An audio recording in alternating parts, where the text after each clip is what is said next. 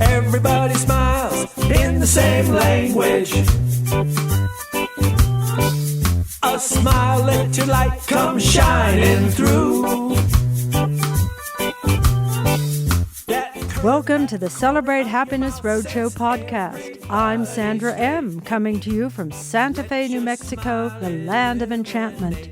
I interview people from all parts of the world about what happiness means to them. What are they in love with? In each episode, we'll give you a key to happiness to include in your life. And of course, we'll play a happy tune from my live Celebrate Happiness Roadshow. A smile doesn't cost you anything. Today we're talking with Sarah Taylor in St. Louis, Missouri.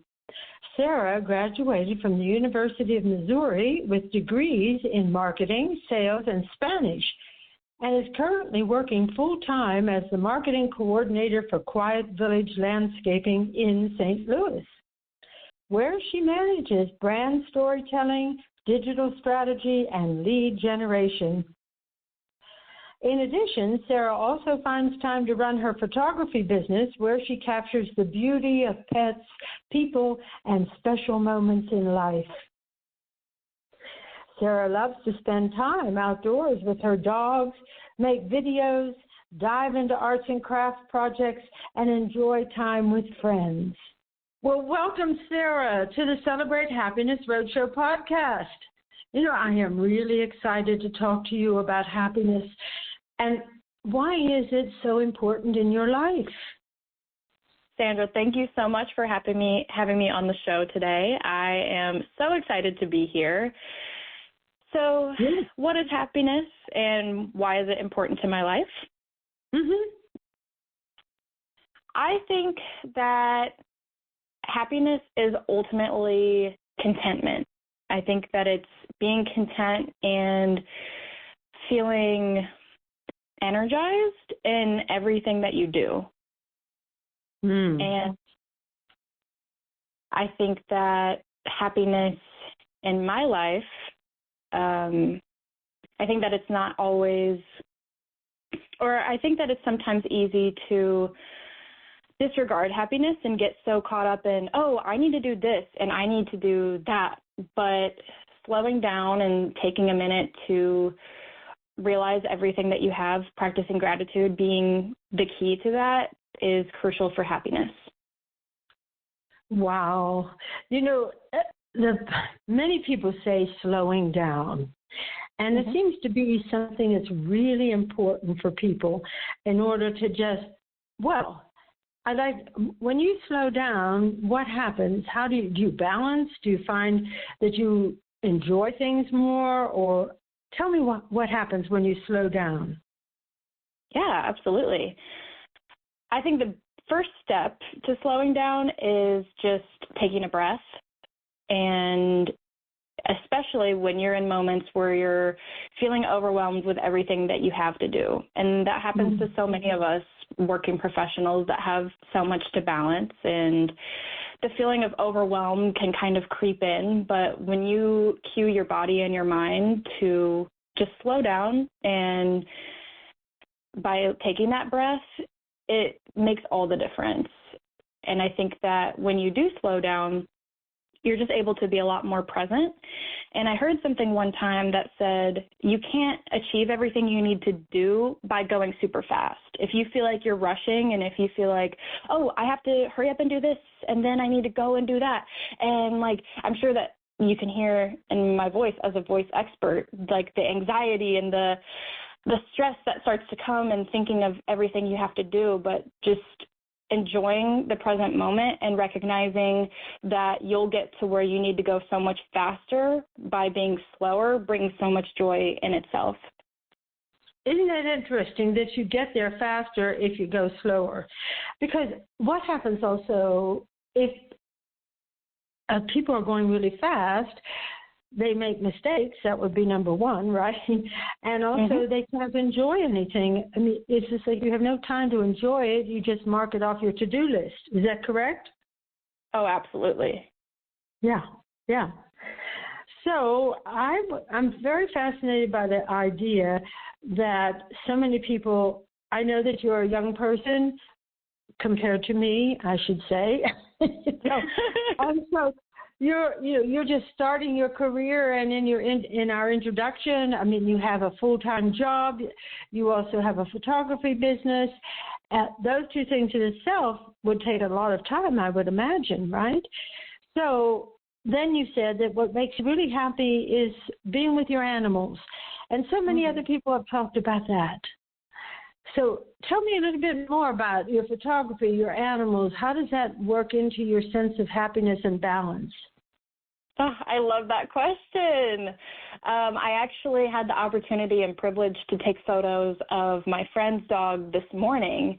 And sometimes you forget, like, how happy these things can make you until you do it. And, like, I think as that's kind of a theme of our conversation today of, like, you know, balancing so many things and not always having time to spend 100% of your time doing the things that bring you 100% satisfaction guarantee. But I feel like when I work from home or have the opportunity to go take pet photos, just getting that, like, physical touch with an animal just brings so much joy, especially when they wag their tail and when you can take pictures and photograph them in a happy light. It's just so rewarding, and there's something about just being able to touch an animal and see how simple that they live and observe them. Like, if I'm working from home and my dog is sitting by the window, or if I'm taking pictures of a client's dog and they're just, like, standing there with their tongue out after running around and getting their energy out. I think there's just so much, like, peace and happiness in those everyday activities that animals do that it's just so heartwarming to see. Right. So animals have everyday activities. Don't we have those activities also? But do we take time to just really be with that activity? Like, if a dog is having the zoomies, right? Isn't that what they call the running around? Right. They're, like, into the zoomies, right? Or they're into begging for food, and they look at you in the expression in their face, right? So why is it that we don't learn from that? People have everyday activities also. I mean, we eat, you know, we sleep. What else do? We go to the movies. We do simple things. We wash our hair, our face. These are simple things. Yeah, that's an incredible point.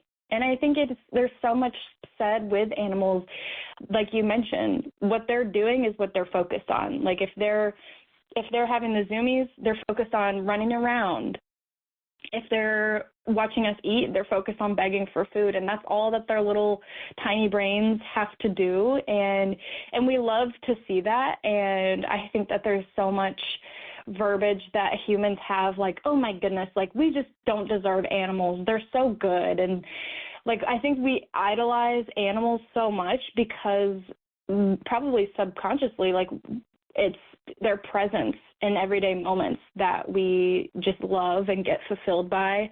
At least that's how I feel, just seeing my dog do little things and be sweet. And also the fact that they can't talk and be sassy too probably helps. But right. But they can give you, I mean, I had a husky, and I will tell you, they can talk and talk and talk. And when they are mad at you, oh my goodness gracious, I mean, you really you know it. I mean, they show it to you, right? So I think it's very interesting that you're talking about slowing down, being in the moment. And I think so many of us feel overwhelmed. And I remember when I was just starting my career, I was the same way. There was so much to do, and I felt so responsible for getting everything done and doing my very best. Do you think that has anything to do with being just starting out, and trying to be the best at everything you can be?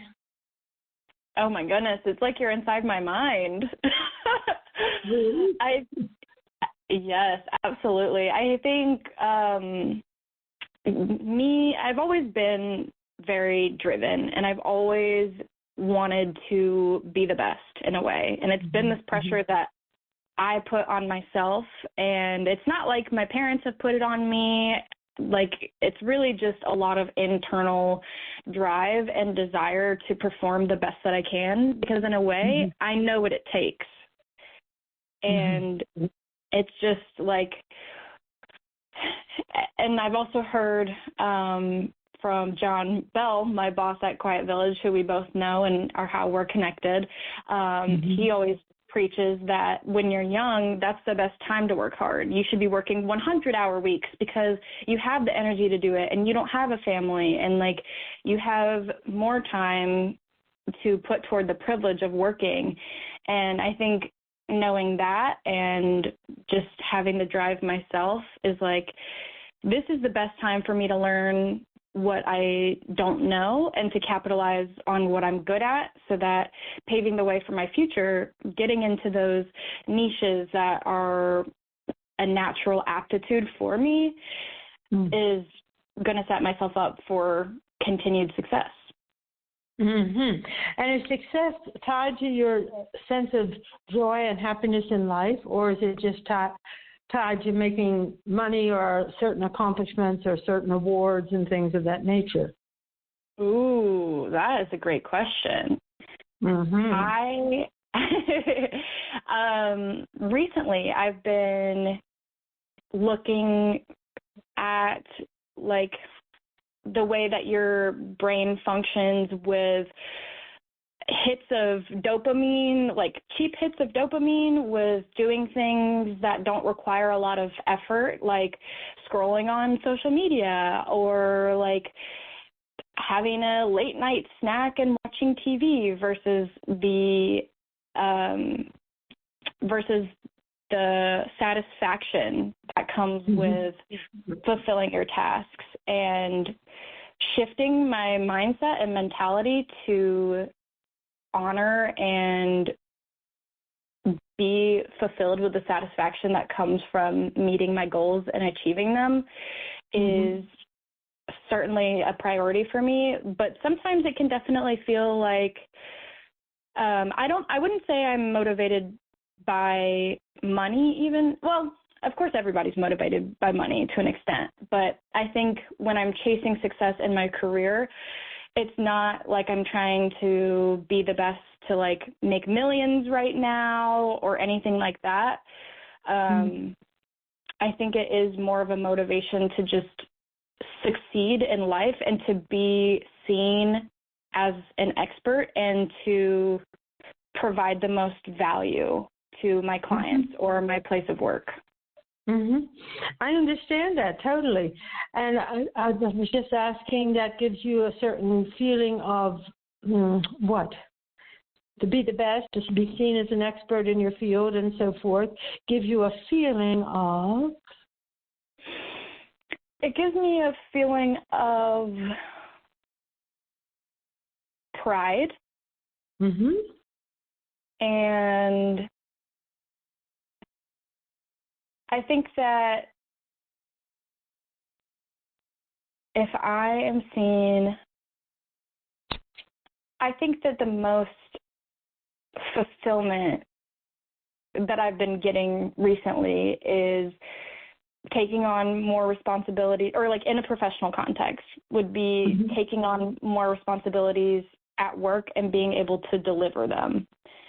And I think doing that is what makes me feel the most successful, knowing that people can depend on me, knowing that people can, that they admire the work that I do, that they can tell that there's been hard work put into it. For me, all of those things make me feel successful, but I wouldn't say that success in that context is related or linked to like a certain number of goals being met or certain number of hours being worked.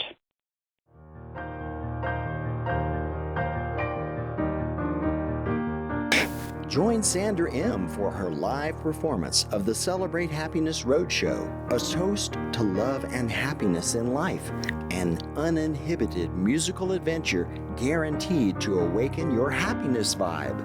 Celebrate with upbeat rhythms, love songs, and fun stories, some told by you in the audience. Sandra's musical guest and accompanist, Todd Lowrey, sings his hopeful and happy originals. To book Sandra M. and the Celebrate Happiness Roadshow, email sandra@sandramcknight.com. Celebrate happiness with Sandra M.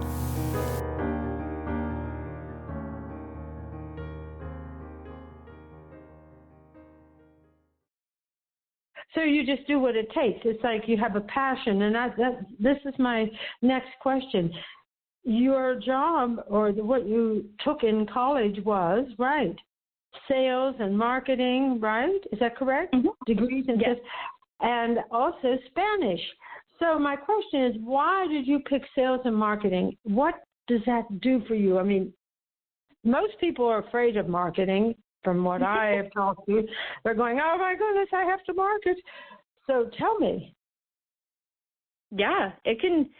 I definitely understand the fears that other people have, and sometimes those fears creep up on me too, with the ever-changing world and ever-changing opportunities to understand and explore marketing. It can certainly feel like a lot, but one of the reasons why I wanted to pursue it is knowing all those opportunities that come from it, and knowing how vast marketing is, I think works perfectly for a personality like mine, because I think throughout my life, I have never had exactly like one specialty when it comes to academics. I was usually more of a well-rounded and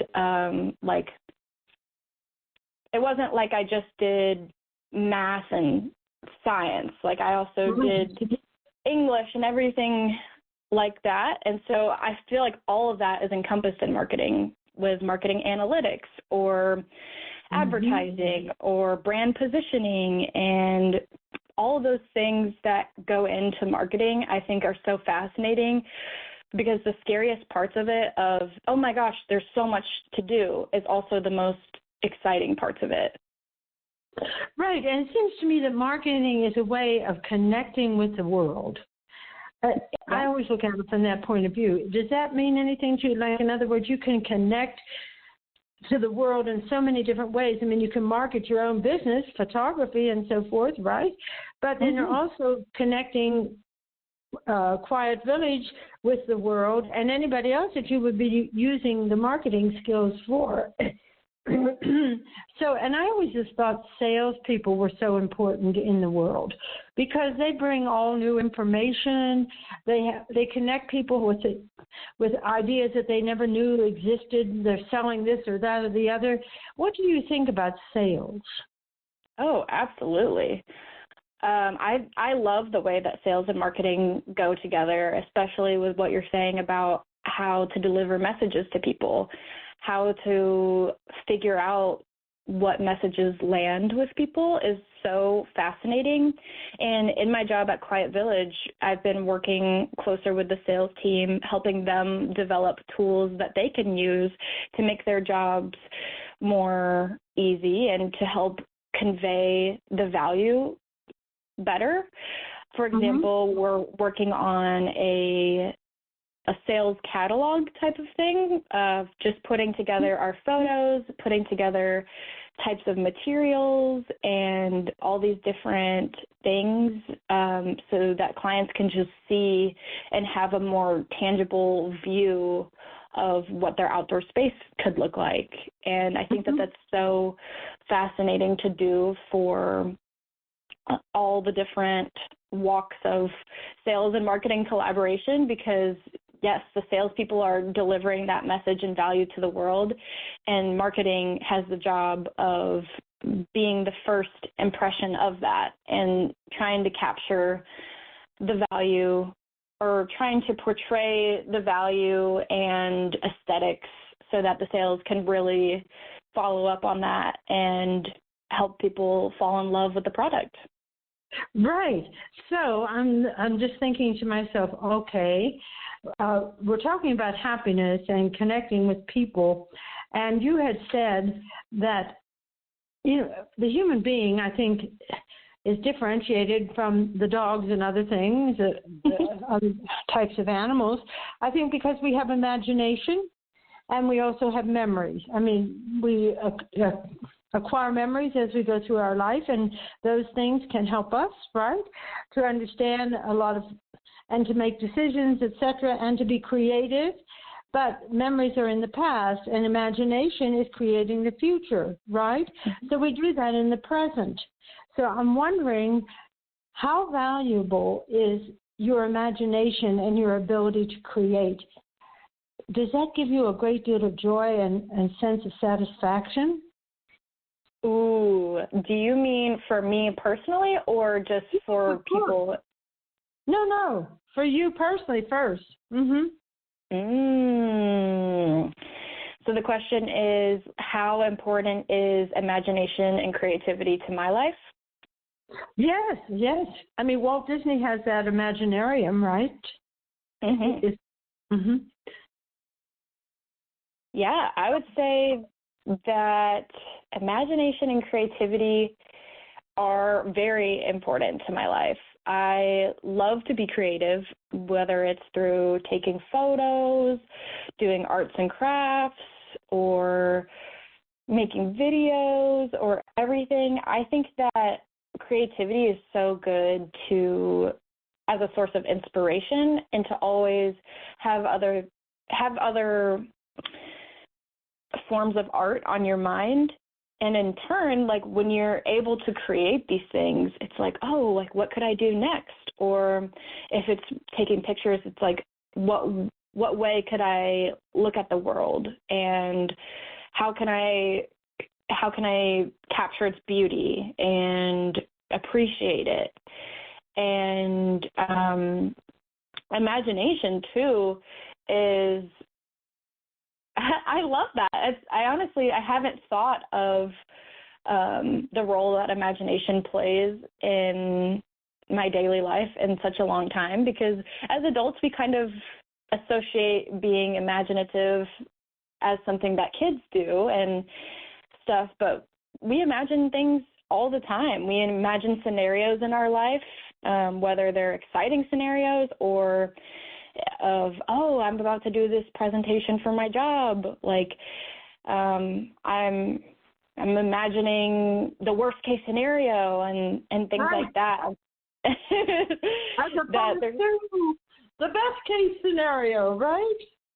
Right, and it's so hard, like, as adults and as we've gotten older in life, and just knowing what all is out there, what all of our experiences that we've had that have been positive or negative, and how they shape the future and what we imagine. But I think bringing it back to slowing down, being in the present moment, and taking breaths and realizing what all is around you, and just being grateful for whatever the current moment is bringing, and whatever, like if you're giving a presentation, and if one part of your brain is like, oh my gosh, well, imagine everybody is going to boo me and not listen.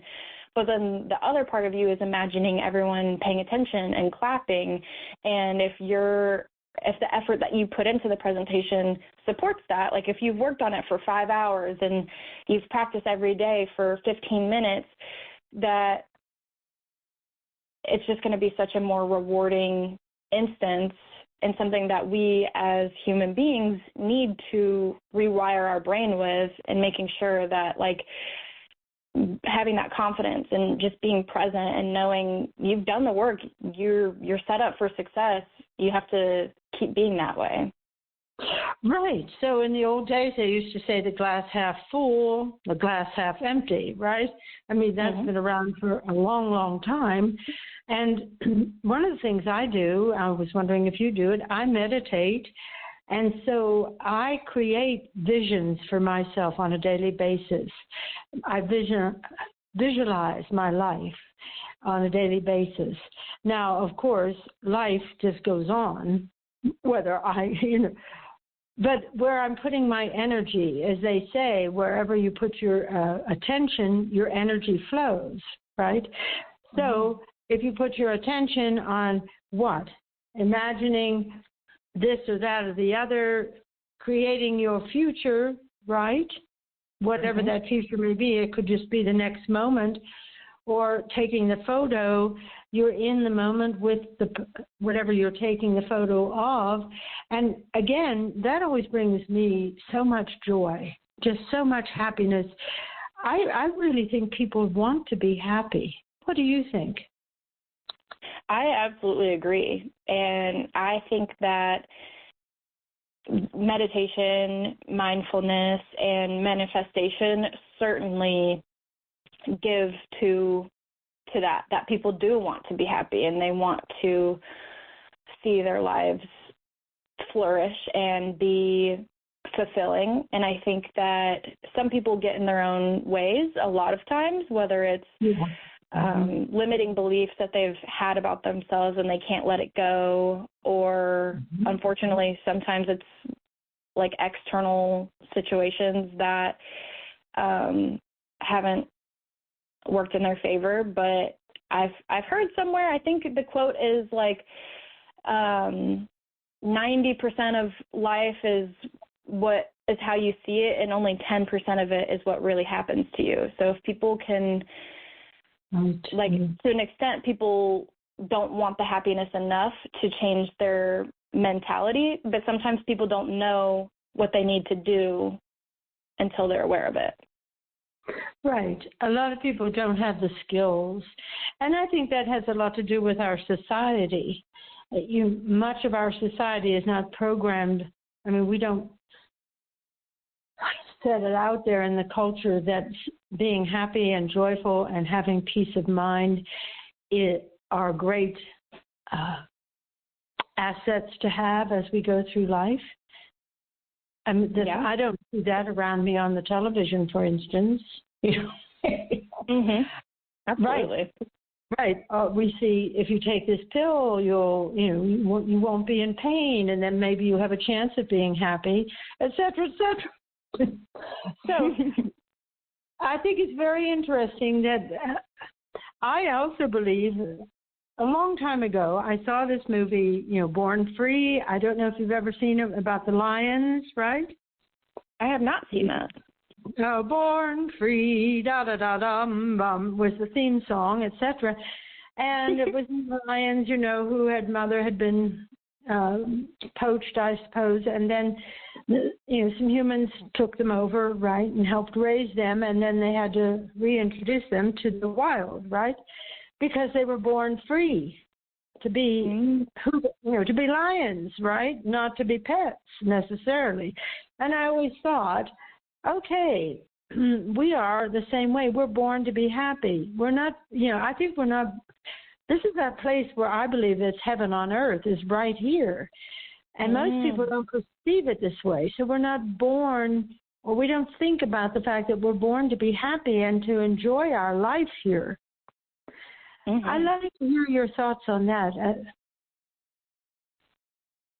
Yeah, absolutely. I love that analogy. I think that that's so true. And that, like, when you're asking, do people want to be happy? Yes, they do want to be happy, but they don't know what all it takes to be happy. They don't know that they have to shift their mindset. They don't know that they have to intensely practice gratitude to appreciate the smallest things in life that are so tempting for people to overlook every single day, but to be happy with. And that's a big part. And having to retrain and reprogram your mind to stop thinking that there's something else better for you in the future, or that you always have to be chasing, and to realize everything you need is quite literally right in front of you. That's so well said, Sarah. It's just so well said. And so I'm just wondering if you have any last thoughts for us because we're coming to the end of our time together, and I so much enjoyed talking to you. I mean, you have so much energy, which is fantastic. So any last thoughts for our listeners about happiness, about joy, anything? Well, I think the last thing I would say that we've mentioned a couple of times is just really practicing gratitude for all of the small things. Like, I'm so grateful for this beautiful conversation that we've been able to have, and that's going to spark so much joy and reflection in me and all these opportunities to live life happiest and live life presently. So I thank you very much for this incredible opportunity, Sandra, and I'm so happy we were able to talk about happiness today. Well, thank you.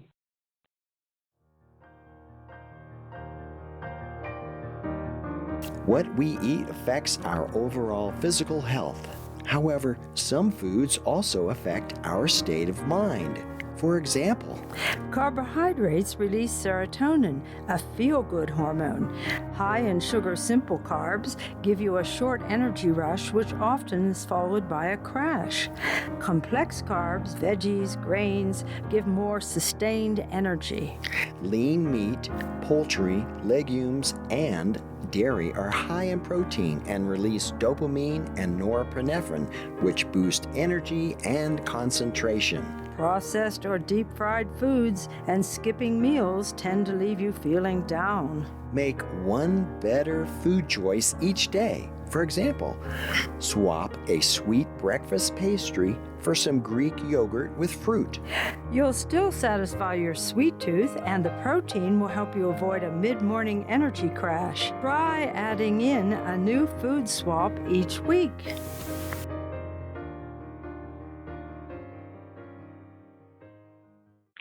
Newsflash.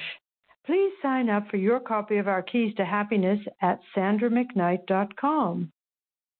And if you enjoyed the conversation, please help spread the word by sharing with your friends and family. Before we go, I'd like to thank today's guest, Sarah Taylor, for sharing her happiness story. And to share your happiness story on the Celebrate Happiness Roadshow podcast, send an email to sandra@sandramcknight.com. Turn your smile on, you can't go wrong.